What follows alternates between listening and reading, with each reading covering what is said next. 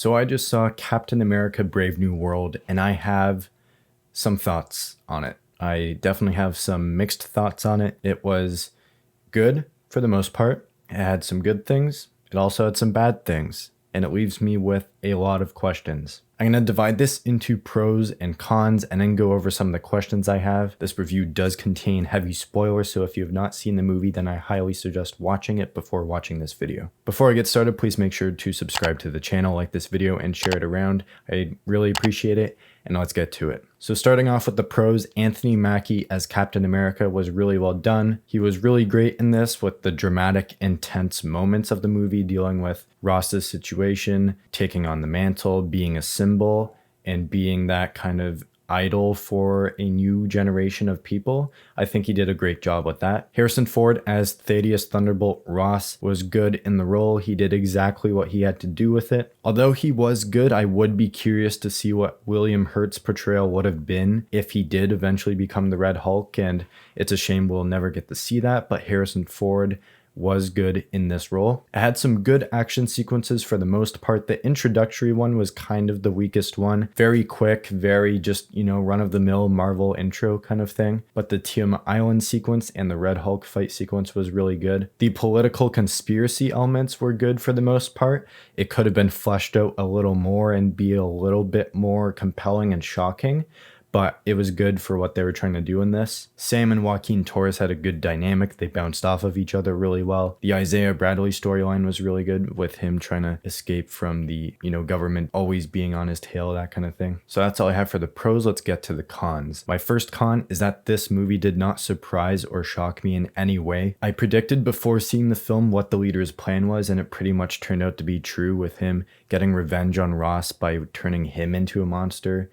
And it basically ran the exact same way I predicted it would. Didn't really shock me in any way. There weren't those really high stake moments like there were in Captain America: The Winter Soldier or Civil War that had moments that really made you actually, have audible reactions to it. But this, for the most part, had no kind of shock value or any kind of surprising moments at all. Giancarlo Esposito was completely wasted in this movie. Sidewinder did next to nothing for the plot of this movie. Yes, you could argue that he kickstarted the whole adamantium treaty gone wrong thing, but in the end, it's the leader that's behind it all. He could have done it himself. It's just, he really did nothing in this movie. I can't really see him getting his own series like Giancarlo Esposito teased, or appearing in anything else. I don't know what he would appear in next, but for the most part, he was just really wasted in this movie. Tiamat Island also could have been way bigger than it was. And I mean that in the plot sense. It is a massive island, but for the implications it could cause for the future of the MCU with adamantium being introduced, I feel like it was reduced in the plot, and maybe it was cut down to that, but it really seemed like it could have been a lot more than what it was in this movie. You could either have more nations going after it instead of just Japan being that one nation that they were trying to stop. Maybe have adamantium worked into the plot more, like with Sam having to use it to defeat the Red Hulk or the leader or whatever. Just have it more involved, I think, with the overall story. My next point is that the pacing was very messy. It had a very quick start. The middle was very slow. It had, that Tiamat Island action sequence in the middle,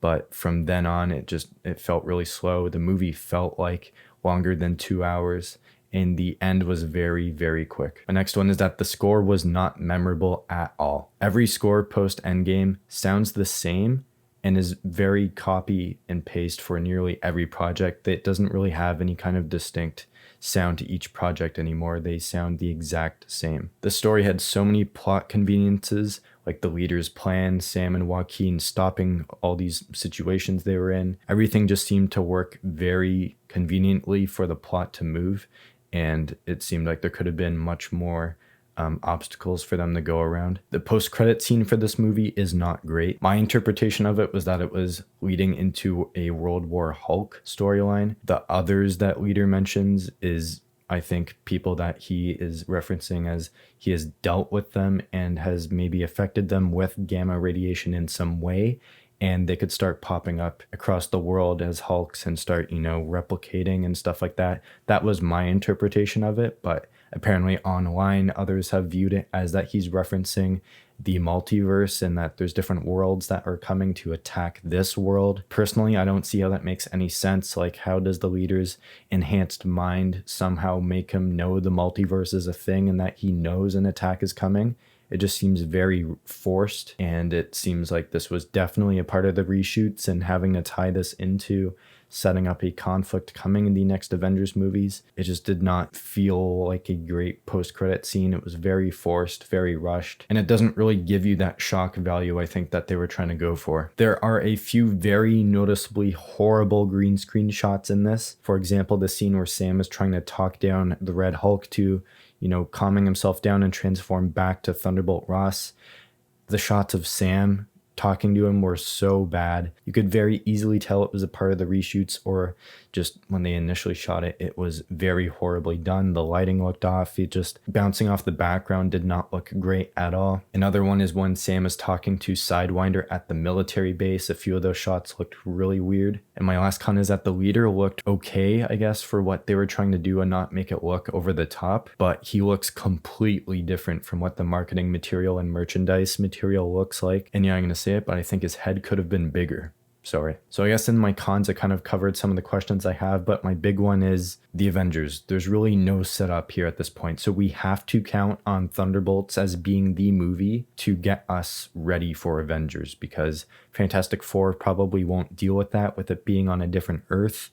And this could have been that, and had Sam start to go down the path of recruiting heroes for the Avengers, but it didn't happen. And I'm kind of worried that the Avengers getting together is going to be very, very rushed, and Thunderbolts has to do something now. It's the last hope at getting the Avengers ready for Doctor Doom when he's coming to attack this world, and it just seems like they're in a rough spot right now. So overall, I think I'd give this movie a 6 out of 10. Like I said, had some cool moments, had some good action. Mackey's great, Ford is good. It's just there's a lot of messy things in it as well. And it could have been bigger and better than what it was. It's not the worst in the MCU. It's not the best in the MCU. It's just a perfectly good movie. That's all I can really say. I'm looking forward to seeing what comes next in the MCU with Thunderbolts. Yeah, I'm looking forward to March 4th, where we get some 10 out of 10 MCU content with Daredevil Born Again. So that is my review of Captain America Brave New World. Again, if you like this video, make sure to subscribe and like this video and share it around. I'd really appreciate it. I will see you in the next video.